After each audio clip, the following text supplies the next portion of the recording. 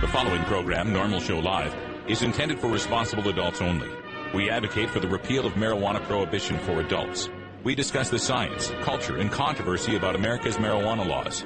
We do not advocate or encourage any illegal activity and advise all listeners to learn their state and federal marijuana laws by visiting NORML.org, NORML.org. Opinions and claims made by guests and advertisers of Normal Show Live are their own and do not necessarily reflect the philosophy and policies of Normal. Listener discretion is advised. You take a seed, you plant it, you grow it, you dry it, you roll it, you smoke it. You take a seed, you plant it, you grow it, you dry it, you roll it, you smoke it, and it goes down smooth. Spanning the continent to bring you the truth about cannabis and marijuana law reform. I smoke pot and I like it a lot. From the promise of legalization. And I think we need to make it criminalize our marijuana laws. To the agony of prohibition. One major responsibility is to encourage people to use less drugs. The National Organization for the Reform of Marijuana Laws presents Normal Show Live, Marijuana Nation. Now, here's your host, Normal's Outreach Coordinator, Radical Russ Belville. Good afternoon, tokers and tokettes. It is Tuesday, July 12th, 2011, and it's got to be 420 somewhere in the world. Thanks for joining us for this next 60 minutes of news, talk, interviews, information, music, comedy, and more by, for, and about the cannabis community. We're catching up here. We're back from vacation and glad to be here with most of our crew. Let's start off with the introductions. Ganja John's over here, the pirate. What's up, Russ? Just chilling out. Got some things fixed here in the studio. We got the new Ganja John cam. Let's see how that turned out. Looks like it's working okie dokie. So all right there. We've also got Kaliko, Wiz Kaliko in the house. Wiz Kaliko, how you doing? Hey, good. Glad to be back. I don't know if you guys can see this from the, we don't have them on that cam. Let me switch to the studio cam. On the studio cam here, Wiz Kaliko is sponsored by Taco Bell. I am sponsored by Taco Bell. I'm a walking billboard today. Oh boy, I don't have any camera on you. I'll have to fix that during the It's all good. I like to remain in the shadows. Oh, okay.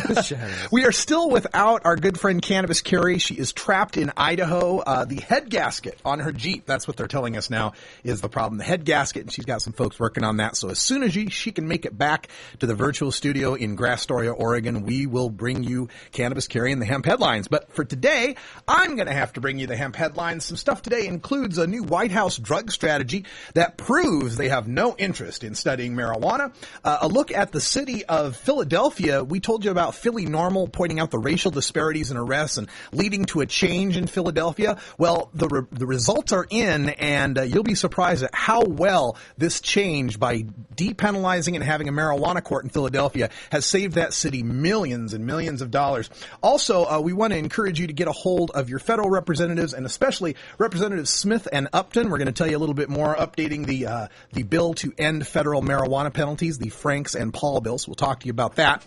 Also on today's show, it's Electric Tuesday, so we've got some Electric Tuesday music coming up for you from Cannabis Cure UK, our good friend from across the pond. And make sure you stay tuned later on today to catch the Cannabis Cure UK podcast that'll be on the Normal Network later tonight.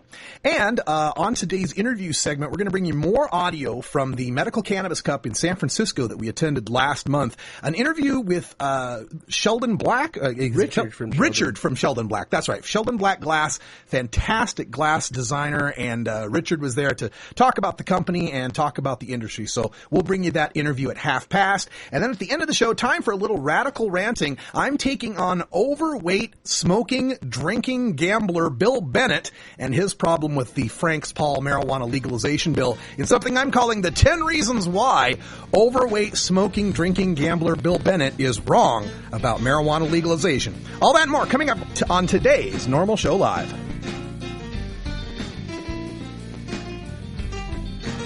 This is Normal Show Live, the voice of the Marijuana Nation.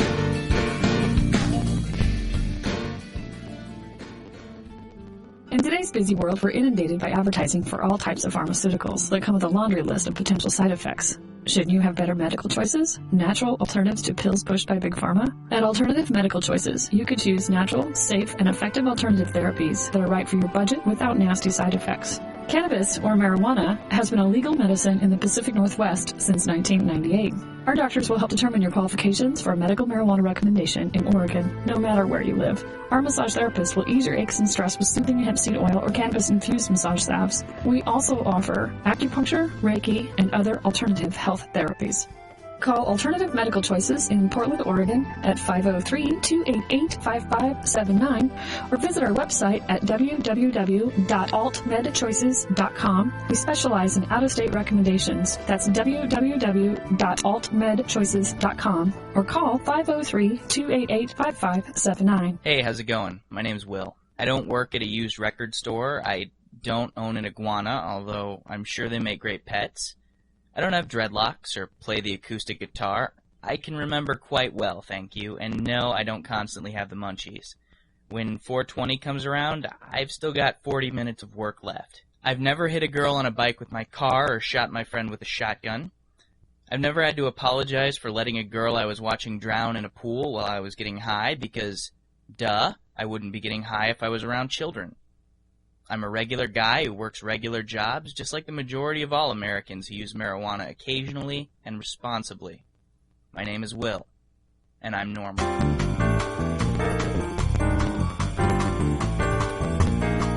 Medical marijuana, industrial hemp, consumer cannabis. It's time for this week's Normal News with Cannabis Carey.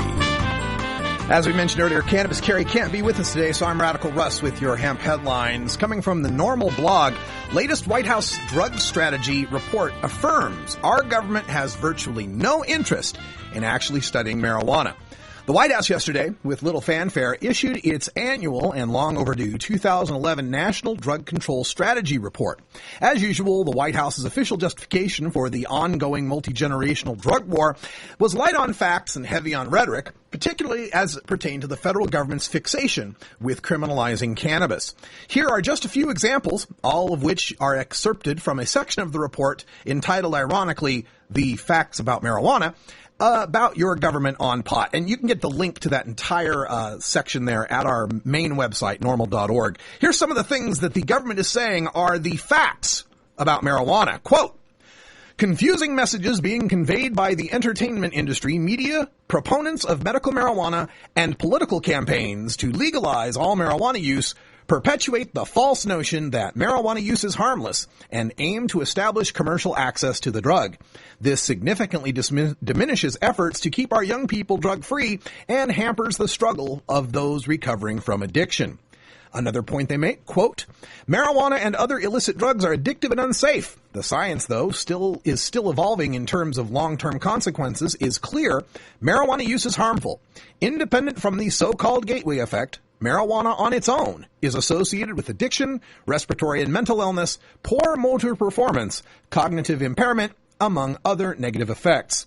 And third, quote, the administration steadfastly opposes drug legalization. Legalization runs counter to the public health approach to drug control because it would increase the availability of drugs, reduce their price, undermine prevention activities, hinder recovery support efforts, and pose a significant health and safety risk to all Americans, especially our youth, end quote. So you get the idea.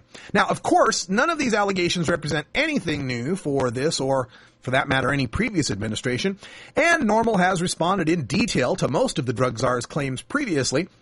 We did, however, take notice of this particular paragraph in the report, which appears under the title, quote, medical marijuana. They put the scare quotes in there for us. And this is, again, from this government report, quote, in the United States, the Drug Enforcement Administration has approved 109 researchers to perform bona fide research with marijuana, marijuana extracts, and marijuana derivatives such as cannabidiol and cannabinol. Studies include evaluation of abuse potential, physical and psychological effects, adverse effects, therapeutic potential, and detection. 14 researchers are approved to conduct research with smoked marijuana on human subjects, end quote. Only in an environment of absolute criminal prohibition can the administration imply, with a straight face, mind you, that allowing a grand total of 14 legally permitted scientists to study a substance consumed by tens of millions of Americans for therapeutic and or recreational purposes is somehow construed as progress. That total doesn't even legally allow for one scientist per medical marijuana state to assess how cannabis is impacting that state's population. 14 researchers to study marijuana, 16 medical marijuana states. Moreover, this acknowledgement comes from the very same administration that on Friday flat out rejected the notion of even allowing hearings on the question of marijuana's Schedule I classification because, in their opinion, quote, there are no adequate and well-controlled studies proving efficacy, end quote. Of course, with only 14 scientists in the whole country even permitted to interact with pot, can there be any wonder why such studies aren't more prevalent?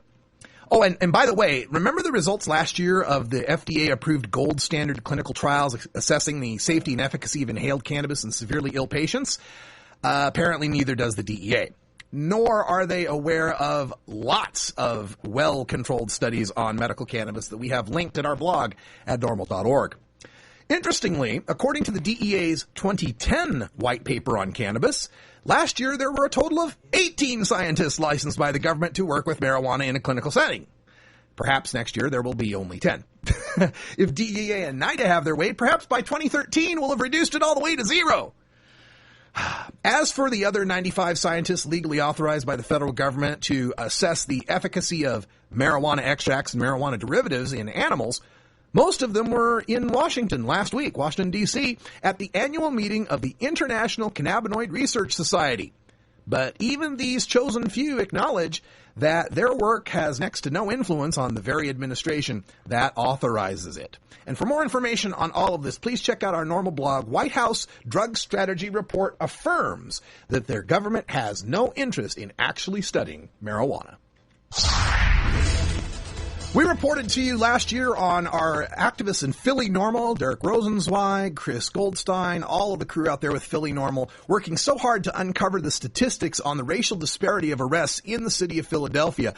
In that report, we had found that 83% of all people in Philadelphia arrested for minor marijuana possession were African American. Well, we've got the results of this. It's been studied. They've made a policy change, and this was written up in the Philadelphia Daily News. The city of Philadelphia saved an estimated $2 million last year by ceasing criminal prosecutions for minor marijuana offenses, according to District Attorney Seth Williams. In April 2010, Williams publicly announced a citywide policy change whereby law enforcement officials would issue a summons rather than arrest and criminally prosecute minor marijuana offenders. Philadelphia NORML had actively lobbied for the policy change after finding that the city punished minor marijuana violations more severely than many neighboring counties. A February 2010 Philly NORML report also found significant racial disparities in the city's marijuana prosecutions, noting that African American males comprised an estimated 83% of all persons in Philadelphia arrested for minor marijuana possession offenses. The new enforcement policy took effect in 2010. So we're talking about something that in half a year saved $2 million. Okay. Approximately 4,160 defendants were diverted under the program. Defendants in the program pay a $200 fine to attend a 3-hour drug awareness class. Those who complete the class and pay the fine do not have to appear in criminal court and will not have a criminal record. Now, previously, under 30 grams of marijuana possession offense in Philadelphia was a criminal prosecution misdemeanor punishable by up to 30 days probation or jail time and a $500 fine and a criminal record. Now, we spoke with Chris Goldstein about this. He's the media coordinator for Philly NORML, and he also publishes the Freedom is Green East Coast marijuana blog. He says, quote, "There's no reason to waste tax dollars on harsh prohibition enforcement. Removing the criminal penalties for marijuana possession helps to pay for firefighters, ambulances, and other necessary services. It's that simple," end quote. I want to remind you about H.R. 2306, the Ending Federal Marijuana Prohibition Act of 2011. It's in the House of Representatives, was introduced by Ron Paul, Barney Frank, Steve Cohen, a lot of great representatives out there who are a growing number of representatives who support the end of marijuana prohibition. This legislation would prohibit the federal government from prosecuting adults who use or possess personal amounts of marijuana by removing the plant and its primary psychoactive constituent, THC, from the 5 schedules of the United States Controlled Substances Act of 1970. This isn't rescheduling, like moving it from 1 to 2 or 2 to 3 or anything like that. This is descheduling, taking marijuana off the list entirely. Now, this is similar to the ending of alcohol prohibition, where the federal government would get out of the business of arresting responsible marijuana smokers and just allow the states to set their own policies. Now, H.R. 2306, the latest update, is that it was assigned to both the House Judiciary Committee and the House Committee on Energy and Commerce. The bill currently sits in legislative purgatory, and how long it stays there is entirely dependent on just two men. The chairmen of these two committees have thus far refused to schedule the bill for a hearing. Representative Lamar Smith, Republican of Texas, who chairs the Judiciary Committee, has made it clear he has no intentions of hearing the bill. Representative Fred Upton, Republican of Michigan, who chairs the House Committee on Energy and Commerce, has yet to take a strong public stance. Stand up for states' rights and civil liberties by joining NORML in telling these two elected officials that we believe H.R. 2306 is sound public policy that at least deserves discussion. Now, at our blog at NORML.org, you can find a link to click to sign our petition to tell Representative Smith and Upton to schedule H.R. 2306 for a hearing. In better news, we are pleased to announce that H.R. 2306 now has a new co-sponsor. Representative Jim McDermott from just north of us in Washington State has contacted Barney Frank's office and declared his intention to co-sponsor this legislation. And you can keep up to date on 2306 by visiting its Facebook page. There's actually a Facebook page for HR 2306. I'm sure if you go to facebook.com, do a search, HR 2306, you'll probably find it. And if you haven't done so already, visit NORML.org and check out our Take Action Center so you can contact your elected officials and encourage them to support HR 2306. In other news, from ABC Health News, we have marijuana advocates that are suing the federal government after the DEA rejects the reclassification of marijuana as medicine. Again, from ABC News, without medical marijuana, Scott Rosman swears he wouldn't be alive today, but the Department of Justice's Drug Enforcement Administration would beg to differ. Although 16 states recognize marijuana as a drug with important medicinal qualities, the DEA has shot down a petition to reclassify marijuana as medicine, citing that it has, quote, no accepted medical use, end quote. The result is that marijuana will remain in the strictest categorization of restricted substances alongside heroin and LSD. Dr. Igor Grant, a neuropsychiatrist and director for the Center of Medicinal Cannabis Research at the UC San Diego, says, quote, as a doctor and medical researcher, I find the DEA's decision unfortunate. It looks like they underplayed what positive information there is in the literature about marijuana. This policy is guided more by certain kinds of beliefs in the dangers of marijuana at the expense of advance of medical knowledge for patients, end quote. The DEA's refusal, laid out in a June 21st letter from DEA Administrator Michelle Leonhardt to the organizations who filed the petitions back in 2002, including NORML and California NORML, marks yet another bump in the road for patients, doctors, and activists fighting for improved access to what they deem a vitally therapeutic medication. Now, Americans for Safe Access, one of the organizations in that petition, has already planned to appeal the decision, taking the federal government to court and, if necessary, to the Supreme Court in order to argue for the medicinal value of marijuana. Chris Hermes, spokesman for Americans for Safe Access, said, quote, frankly, we're ready to go head-to-head with the Obama administration on this issue. We have science on our side, and we're hopeful the court will see it that way.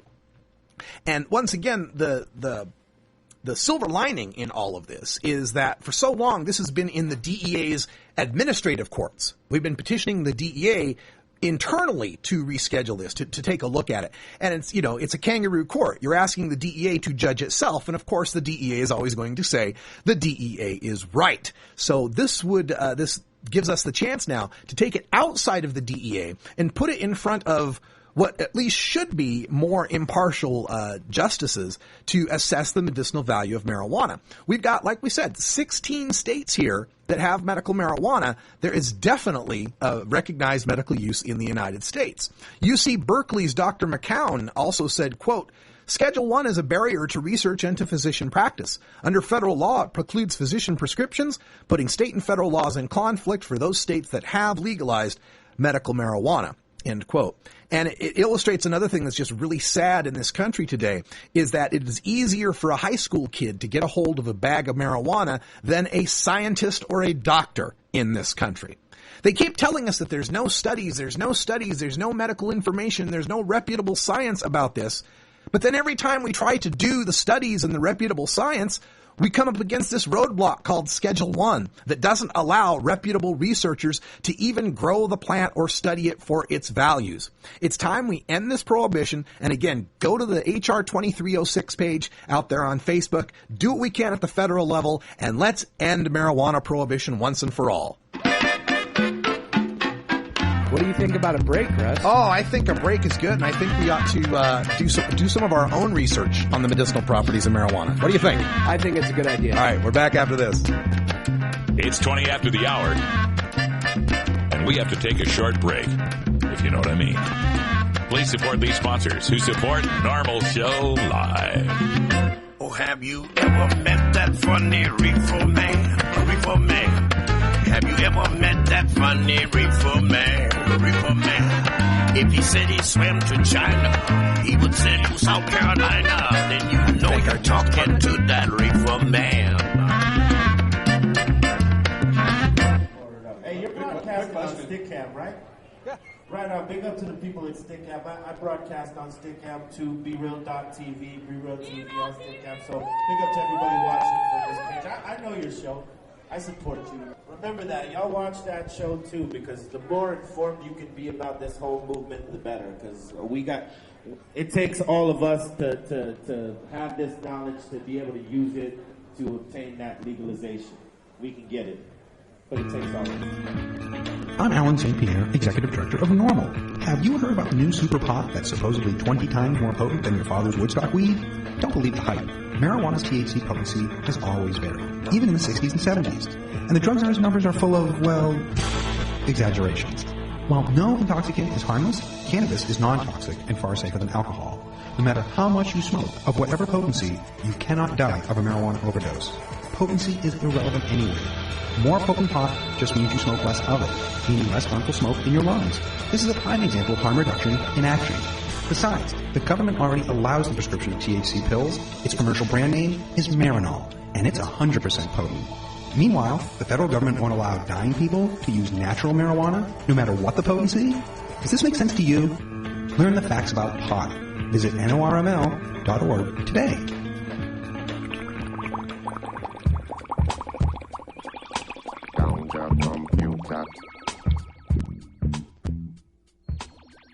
It's time for your daily Toker Tunes, the best in 420 friendly music from all genres that uplifts, entertains, and informs the public.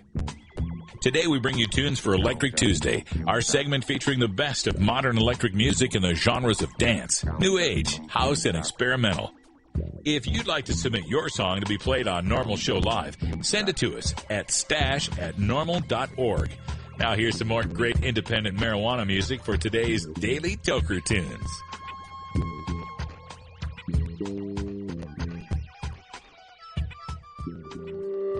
Hey there guys, this is the Cannabis Cure UK weekly news podcast bringing you Electric Tuesday for NORML Show Live. You can check out the UK's most up-to-date news podcast here on live.norml.org with the NORML network at 5pm Pacific time and then again at 11 on Tuesdays. That's today. My Panda Shall Fly make electronic groove progressive dance tunes that I've recently found I like to chill out and smoke and relax to. My Panda Shall Fly are based in London, out of the UK, and the solo artist originates from Sri Lanka, actually. I found out about this band last week through an old friend from Farnham University, Jeremy Hunt. He's been working with the artist on some music videos. Anyone likes cats should check out the video, as with anyone who likes artistic films or music videos in general. It's a pretty fun one. This tune and the artist aren't necessarily active within the culture per se, but they do make great music that many of us can appreciate. Anyway, the track is related to, I guess, what we could say many of us are. It's called Injury. This one's My Panda Shall Fly. Check it out. Bye.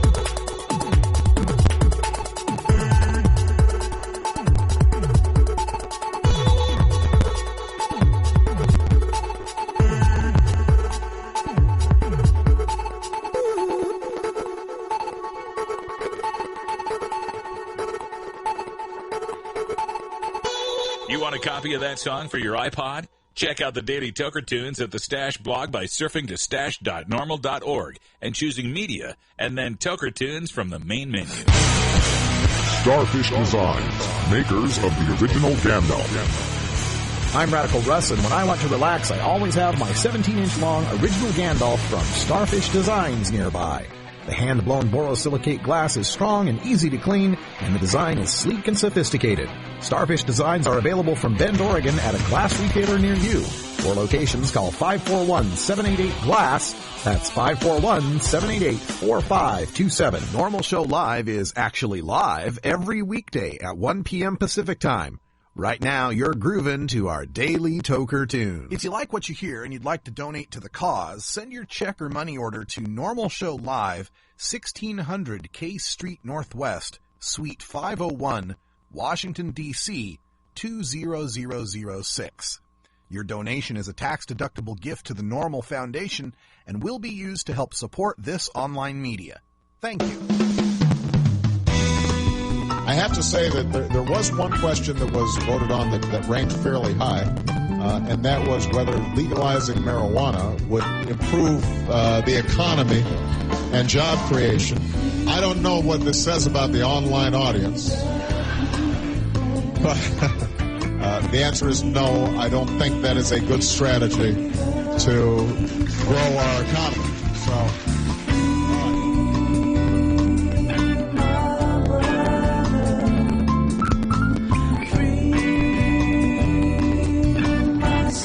There's nothing funny about nearly 1 million lives wrecked by a marijuana arrest every year, Mr. President.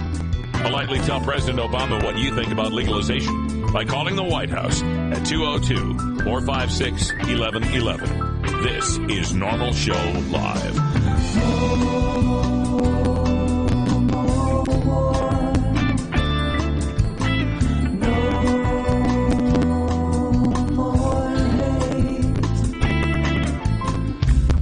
The most devastating effect of the war on marijuana is that it is a war on everyday people like you and me.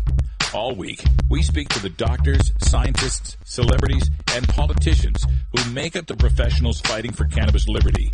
But we never forget about the tens of millions who use cannabis, the millions who need medical access to cannabis, and the hundreds of thousands arrested every year for cannabis, and the tens of thousands imprisoned under our marijuana laws. At NORML, we are the Cannabis Consumers Lobby, and we take this opportunity to share the experience of our cannabis community. All right, welcome back, Tokers and Tokettes. Half past the hour here, and we've got some exclusive audio from our time down there at the San Francisco Medical Cannabis Cup, the second San Francisco Medical Cannabis Cup, which was a huge success. We got to talk to a lot of the vendors and the people in the industry, and one of them who gave us some of his time was Richard from Sheldon Black Glass, and we really love these pieces, and we're hoping to get them on as a sponsor of the show. So we began with my question to Richard about how did you get started in this movement? I first made the first slide system to get everybody to stop smoking out of metal and transferred everybody into glass, which is much healthier. I guess my goal through the whole head shop, I have several head shops too called Dementia in LA, but my whole object was to make a cleaner and better smoke, and so I've been trying to pursue that. And a few months ago, I moved into a new product that I manage and manufacture everything myself called Sheldon Black. Yeah, we've seen some of these Sheldon Black pieces. I'm up from Portland, Oregon, and there's a place called Mellow Mood that distributes a lot of the Sheldon Black pieces. And every time I see them, I think about how, it's like this next level up kind of classy look to it, very classy, upper class to me. Well, when I brought the first ground joint system into the market from Germany, there were a lot of things. As this market, we're a bong society of the U.S. You can go anywhere in the world, and I've been there, and you got Italians, some Germans, forget the Dutch. Most people roll joints. Yeah, see a lot of that. And that's just the way it is. And occasionally, you got some young kids coming out. You even got in Australia, people smoke bongs, but they smoke a thing called a mull, which is a tobacco and mixture of medication and tobacco. And I don't get that, but they do it. Yeah. All right, so these, let's show people the piece that you got here, the Okay. Sheldon Black piece. Well, this is blue dot. This is called a Traveler, and it's a diffused breakdown system that has. I'm sorry, it's been used a little bit. That's okay. That's to be expected. It has a removable stem, ball, and a down stem that has a little hose which diffuses the smoke, which breaks the bubbles down, which makes it a milder smoke. So diffusion is a thing that's been around for a while. I think I perfected it rather than doing it. I do my holes pretty clean. Most people cut. Yeah. And they make gashes. It does. It's Yeah, not it's either really like the slots. Yeah, we do a little bit of that, but this is a true diffuser here. But our next product is in this bowl. As you can see, has a dip in it. Yeah, I was wondering about that. Yeah, let me show you our next product. Our next product is a product which is a ceramic tip, totally portable, no butane at all, lithium ion, plug in, 6 hours straight of charge, has a cap on it. It's on timer, so you can't burn anything like many of the other products out there that, although they work very, very well, they're just a little dangerous. Mm-hmm. We've tried to take that out of it, and plus be mobile instead of being hooked to a wall. So the process is that you hit this, which is the bottom, which gives you some lights. You go to blue, then you go to red, and now you have about a 45-second time when this gets red hot. And of course, like any electronics, there has to be a point where all the wires gather. And right on the tip of this ceramic piece is where all the wires grab. So the heat is really, really hotter on the sides here, and you can see the glow happening here. Very hard outside to see it. Yeah, it's turning orange right now. Yeah, it gets up really hot. It gets to 1,472 degrees. You know, over 1,400 degrees, all right? So what this does actually is, I'm not calling anything vaporizing because I think people use vaporization very loosely anymore. So what this does is light it instead of using butane. Yeah. Okay, so, you know, as you can see here, Oh, so that's why the little divot. and that's why the divot, because the divot makes it easier for you to put this into the ball and lean it and use the hottest part of the tip. This is also used for for oil, for hash. We have a titanium tip that you stick through that works very well. It's new technology. I used to sit in my living room after I've stopped using the other ones because I'm a little bit of a stoner and I'd leave it on. And I wrecked a teak table and I just stopped using it. And then I put everything I had into, I do Sheldon, I do grunge off, but I really wanted to make a healthier way of igniting your product. And I don't care for true vaporization. I just don't care for it. And the nice thing about that too, not just healthier for you, but healthier for the environment. You're not wasting Bic lighters. You're not going through Bic lighters like yes. And a lady came up to me and she looked at me and she smoked and she said, "Wow, man, this would be great for camping." Yeah. So we are going to have a car charger for it, and you'll get 6 hours straight, so you can light a lot of fires or whatever. We looked into solar. It's funny. It would be a pretty big panel. It would be like a suitcase, You wear it on, you strap it on your back just to light. If not, you can have a little thing. It'll get there. It'll get there. But now you can have a little thing, but it'd take days. So. I think for solar, you just need a magnifying glass, don't you? It was like burning ants as a kid. That's better. Oh well, back in the day, that was a big thing. Yeah. There were people in the paraphernalia industry that used to sell things that used to slide over with a magnifying glass, and you would tip the pipe a certain way to get the light. And that was one of the products that was on the market for years. Wow. So if people want to get these items and get more of your products, tell them how to get in touch with you. Emberlight.com. Our first batch is coming in a couple, 3 weeks. And the people at the show will have the opportunity to get them first. And while we set up our distribution to the stores, they'll be in stores, they'll be in dispensaries. We have a limited amount on this run. We stand behind it 100%. One of the things, I'm really hard on things. I guess because I've always made glass for the last 22 years. I don't give it the respect I should give it because I can just get another one. Right. I know it's a stupid idea, but it's me. So I tick shit all the time. I'm really tough on it. So if it lasts with me, it lasts. Now, I've broken 2 of these, and I'll tell you how I did it. The first time, trying to carry too many things to the kitchen, and it fell, and it broke off right here. Oh, yeah. Okay? End deal. But we're going to have the ability for you to send it in, and at a reasonable price, we'll take it and redo it. Don't do it yourself. It'll be in the instructions. Don't screw with it. We'll do it. And the last time, I was using it, and the bowl hole was a little bit smaller than I like, and at the time it was still all R&D, and I was kind of poking it more than lighting it, and you can do that, but it's not a poker, it's a lighter, okay? And what happened is I stuck it in the hole and I ticked it a little bit to the right, and I just broke just a little bit of the top. End deal. Now you just had that lit. Is it cool by now? Yeah. Wow. Yeah. And you're saying that's 1,400 degrees, and now. Yeah. And it's and the nice thing about it is it'll sit on anything, run a course, and not burn anything. Yeah. And you can after a certain amount of time it just goes off.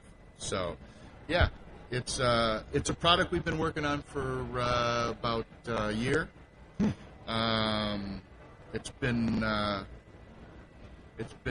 very, very difficult. When we first started out, we thought it would be pretty simple. But like everything in life, there's always some hidden complication. It's not. And we stayed with it.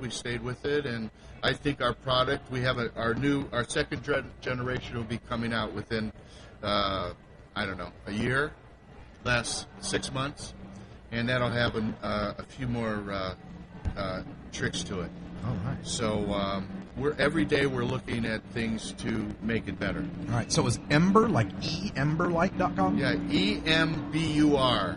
Oh, okay. And backwards it's called Rub Me. Rub me backwards. Emberlight.com. Yeah. All right. Well, Richard, have a good show. And Thank you very much. Thanks for stopping by. Check it out, emberlight.com, and get this new really cool lighter. Thank you very much. All right. Take it easy. It's Radical Russ with your coverage of the High Times Medical Cannabis Cup. This is NORML Show Live. We're locking up people that take a couple of puffs of marijuana, and the next thing you know, they got 10 years. They've got mandatory sentences, and these judges just say, they throw up their hands and say, there's nothing we can do. It's mandatory sentences. We've got to take a look at what we're considering crimes. When the Reverend Pat Robertson from television's The 700 Club criminalizing marijuana, criminalizing the possession of a few ounces of pot and that kind of thing. I mean, it's just makes more sense on the marijuana issue than the President, the Congress, and the Supreme Court. It's costing us a fortune, and it's ruining young people. The young people go into prisons, they come out, they go in as youths, and they come out as hardened criminals, and that's not a good thing. You know we're winning.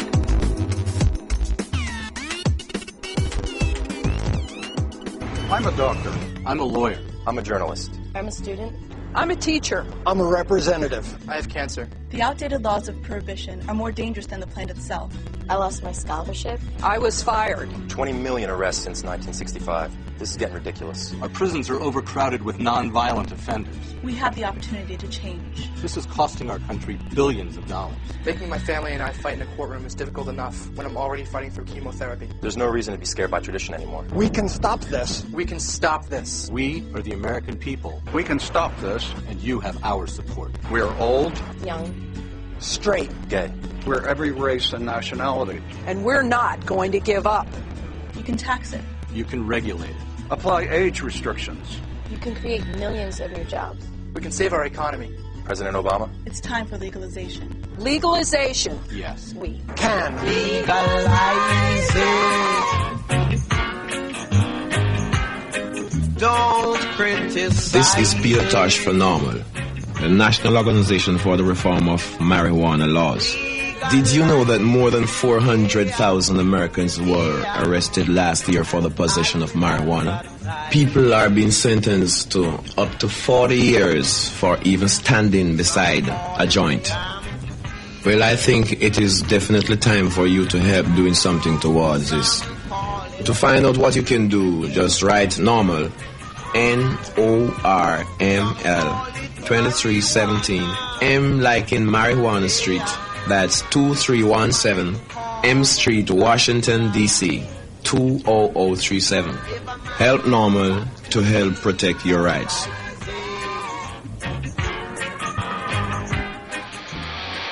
You want answers? I'm as mad as hell, and I'm not going to take this anymore. You want answers? You have offended my family. I think I'm entitled. You want answers? I want the truth. And you have offended the Shaolin Temple. You can't handle the truth. Surely you can't be serious. I am serious. And don't call me Shirley. Hoorah! Radical rant. Oh boy, I got some stuff for rant today. 10 reasons why overweight, smoking, drinking gambler Bill Bennett is wrong about the legalization of marijuana. Now, you may have caught this. Former U.S. drug czar Bill Bennett recently penned an op-ed on CNN.com entitled, "Why Barney Frank and Ron Paul Are Wrong on Drug Legalization." And this was in response to the two congressmen filing H.R. 2306, the bill to end federal marijuana criminalization.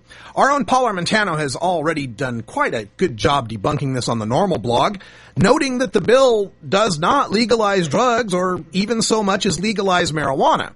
Rather, this legislation removes the power to prosecute minor marijuana offenders from the federal government and relinquishes this authority to state and local jurisdictions. Well, that's where I'm going to take over and attack the substance of Bennett's op-ed and the style of his argument, because it's a perfect example of reefer-mad prohibitionist argument, and I'm afraid that the casual reader might be persuaded by some of his faulty reasoning.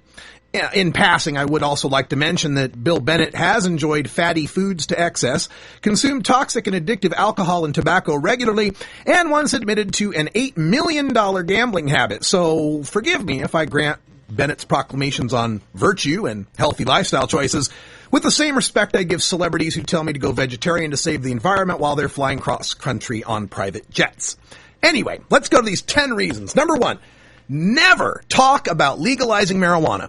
Always talk about legalizing drugs. You notice right from the beginning, right from his title there, where he's saying why Barney Frank and Ron Paul are wrong on drug legalization. I'm not talking about drug legalization, but that's the prime directive of prohibitionist pros. Legalizing marijuana is actually becoming quite popular. Nobody's really that afraid of marijuana. But drugs, oh, why, that's terrifying. Heroin and cocaine and meth, oh my! Never mind that Barney Frank and Ron Paul didn't submit a bill to legalize drugs, but merely depenalize cannabis. Ron Paul once said he'd legalize heroin, and that's all Bennett needs to justify his link. Now, here's how you defuse this bullet point. Should all drugs be legal? Well, cocaine and meth are already legal. They're Schedule II drugs. They can be prescribed by doctors anywhere in the United States. Legal is a broad spectrum that ranges from over-the-counter aspirin for anybody of any age with no ID at the convenience store, to strictly carded 21 and over alcohol at the liquor store, all the way up to seriously restricted operating room morphine. So sure, all drugs should be legal, but where they land on that spectrum is what matters. Heroin ought to be closer to operating room legal. Cannabis should probably be closer to the alcohol legal. The number 2 thing, my God, what about the children? And this is, quote, from Bennett's piece, quote, "Starting with the basics, keeping drugs illegal is one of the best ways to keep drugs out of the hands and brains of children. We know 3 things here. First, children who don't use drugs continually tell us one of the reasons they don't is precisely because they are illegal." Now, no prohibitionist worth his salt will pen an op-ed without appealing to the safety of the children. It's one of the few effective pieces of rhetoric they still have. But there's one quick bit of jujitsu you can use on this one.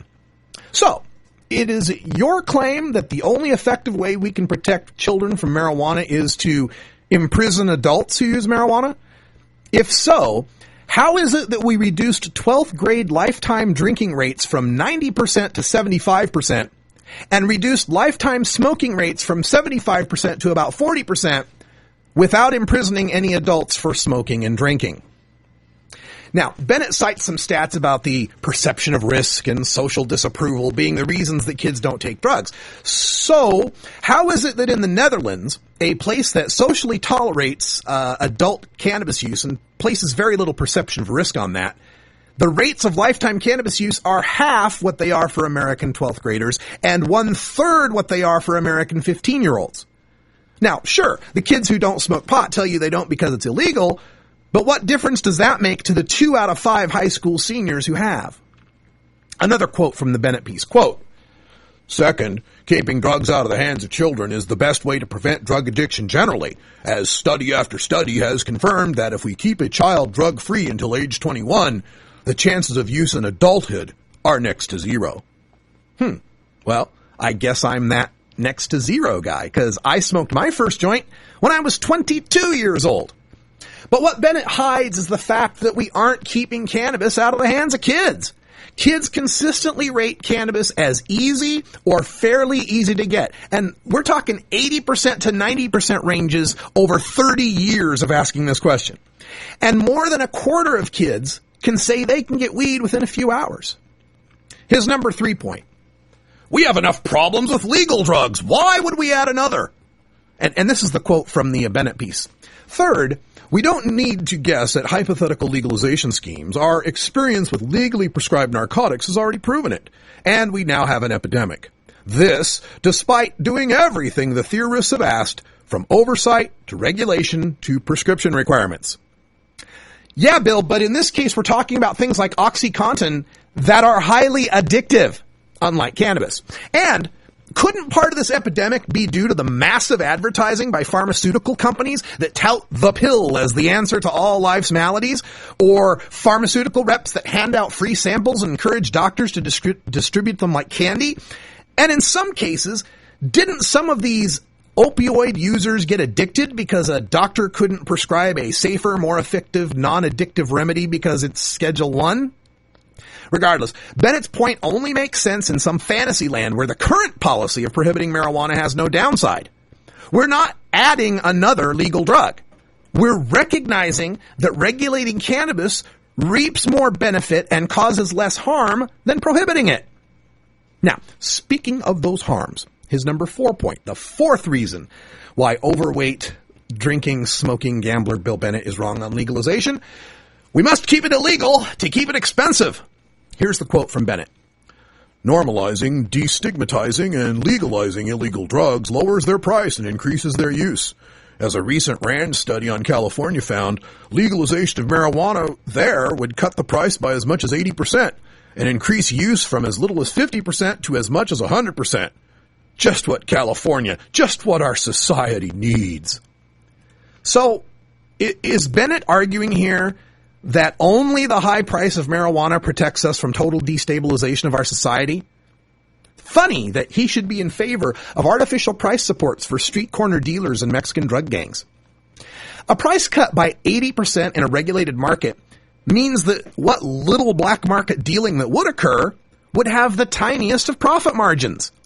You'd be as likely to see a big-time violent black market weed dealer under legalization as you'd find a big-time violent black market Budweiser dealer today. And as for twice the use, we don't need to guess those results because use was about twice what it is today back in 1978, 1979. Oh no! We might have wars in the Middle East, expensive gasoline, crumbling schools, mass unemployment, inflation, ridiculous fashions, and horrible dance music. Not like today. The number 5 reason: we're doing it for your own good. And here's the quote from Bennett. "As any parent with a child addicted to drugs will explain, as any visit to a drug rehab center will convey, Those caught in a web of addiction are anything but free. And it is not because of their incarceration or rehabilitation. It is because of the vicious cycle of dependency, waste, and brain damage addiction and abuse can cause. What about problem gamblers, Bill? Were you anything but free when you were caught in that addiction?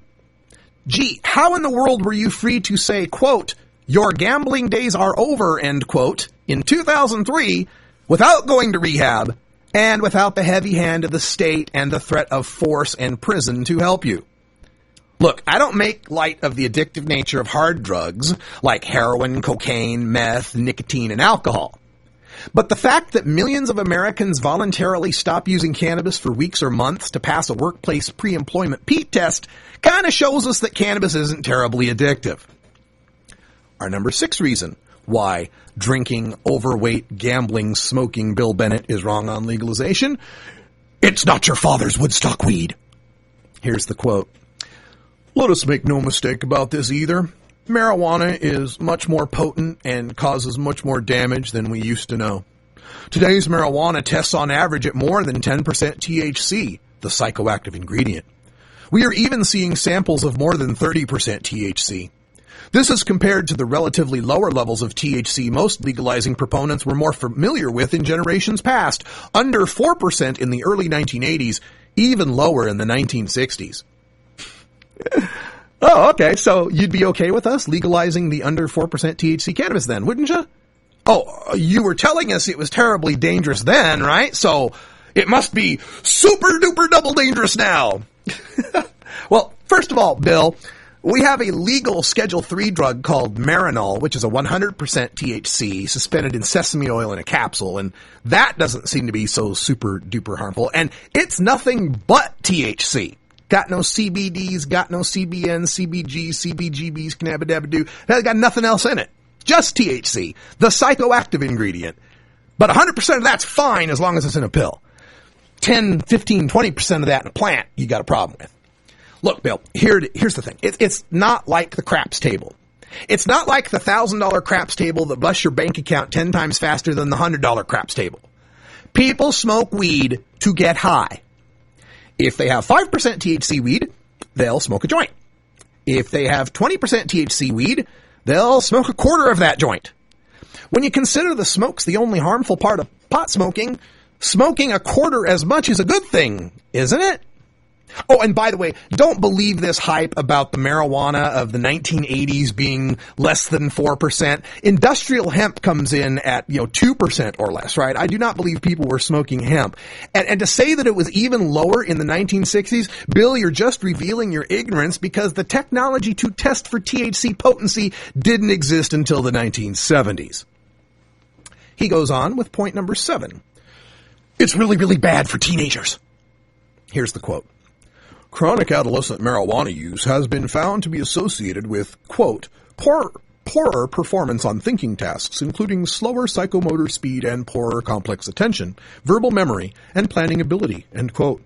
We are seeing study after study finding adolescent marijuana use responsible for, quote, disrupted brain development, end quote, in teens. Worse, we are seeing more and more studies showing teen marijuana use linked to psychosis. Have you ever seen the brain scans or checked the accident and fatality stats of a teenage binge drinker? They'll show you far more damage than any pot-smoking teen would. Look, again, you tell of this awful fate awaiting our children that requires locking up adults for pot, yet you do not set that same standard for alcohol. Why is that? You also ignore lots and lots and lots of studies showing that marijuana can actually have a protective effect, the most recent of which showing that teenagers who binge drink and smoke marijuana have more protective effect from the depletion of white matter than the binge drinkers alone. Now, this is not to say kids should go out to the kegger and load up on bong hits, but what we are saying is you cherry pick every little negative study you can find and never show any of the positive studies. Nobody wants teenagers smoking pot. That's not anybody's goal here. The question is, do we have to lock up adults and ruin their lives to accomplish that? And that leads me to the next point. Nobody really goes to prison for pot. This is from Bennett here. Quote, as for the high incarceration rates for simple marijuana use and possession, it is a myth. As government documentation actually shows, over 97% of sentencing on federal marijuana-related charges is for trafficking. Less than 2% is for simple possession. Indeed, the only national review authority with federal prosecutorial experience that I know of backs this point up. Quote, actual enforcement is targeted at big distributors. People who merely possess drugs for personal use well know they are substantially safe, no matter what the statutes say. End quote. Yeah, Bill. Federal charges. The vast majority of marijuana arrests and sentencing happen at the state level, which leads me to wonder why the federal statutes still carry a 1 year and $1,000 misdemeanor penalty for simple possession of any amount. We don't really arrest anyone for possession, so that's why it's vitally important it remains illegal? How can marijuana be simultaneously so dangerous we must imprison those who supply it, but so innocuous we must rarely imprison white people who demand it? Besides, the prison sentence isn't the only consequence of the drug arrest, Bill. Drug convictions place you into second-class citizenship in this country, where you can be legally denied jobs, housing, assistance, education, and more on that basis alone. Also, understand that something as simple as keeping 2 strains in separate bags, owning a scale, or planting even a single marijuana plant lands you in felony territory for intent to sell or manufacturing charges. We got 2 more points here in the top 10 reasons why overweight, drinking, smoking, gambling Bill Bennett is wrong on legalization. If you want to catch these other 2 points, stick with us live here as we move into Hour 2, Toker Talk Radio. For those of you listening on the podcast, one of these days you've got to check it out. We let our hair down, what little there is left of it, in Hour 2. And we take your calls at 971-533-7111. For Ganja John, Wiz Khalico, and the absent Cannabis Carrie, we hope your car gets well soon in Idaho. I'm Radical Russ. Thanks for joining us. And until next time, take care of each other, tokers.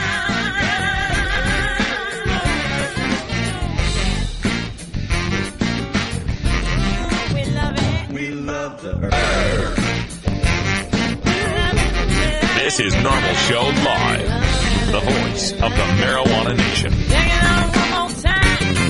Take a seed, you plant it, you grow it, you dry it, you roll it, you smoke it. You take a seed, you plant it, you grow it, you dry it,